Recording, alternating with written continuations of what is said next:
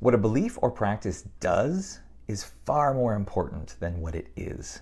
When I was a chaplain resident, I had this patient I was having a really hard time with. I'll call her Lisa. And Lisa was in her 40s and she was struggling with cancer and she had a pretty poor prognosis. And that first day she showed up on my census, I formed this immediate idea of what our conversation was probably going to sound like. But when I got there, Lisa only wanted to talk about her Bible study. No matter how I tried to redirect or ask guided questions about her family or her background, she would come right back to the same place every time. Her plan to read the whole Bible in 1 year. And I knew the importance of letting a patient lead the conversation. And still, I couldn't help but thinking, with everything going on, do you really want to be talking about the dimensions of the Ark of the Covenant right now? So after what I thought of as a fairly unproductive visit, I went down to talk to my educator. And as I processed it, my educator said, "Wow, but it's not about the Bible study, is it?" And I was like, "What does that mean?" And she said, "What would happen if you didn't fixate on the Bible study, but got curious about what that Bible study does for her? Don't fixate on the practice. Get curious about the function." And that resonated. So when I went back, when Lisa wanted to talk more about her Bible study, I tried to treat it as a gateway into something deeper. So I asked her to tell me more. And for a while, the conversation stayed pretty casual. But then Lisa got tearful, and she shared with me that several months ago, she had made a promise to God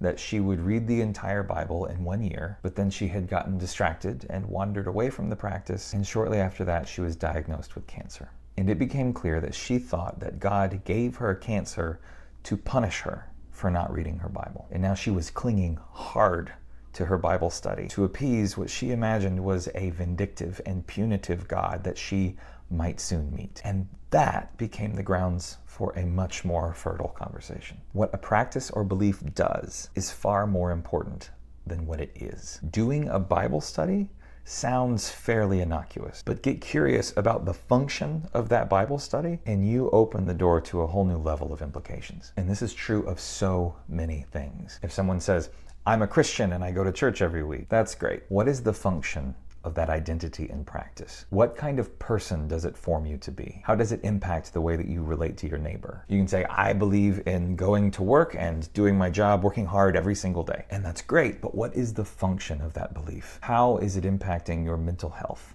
or your family? What kind of world is it helping you create? Or how about, "I'm working to prevent voter fraud." All right, what is the function of that work? What does it mean for who actually gets to vote? The function question is crucial to getting to the heart of a thing. Because when we get curious about the function of a belief or a practice, it empowers us to ask the next, more important question. Is this really helping us embody our values and become who we want to be?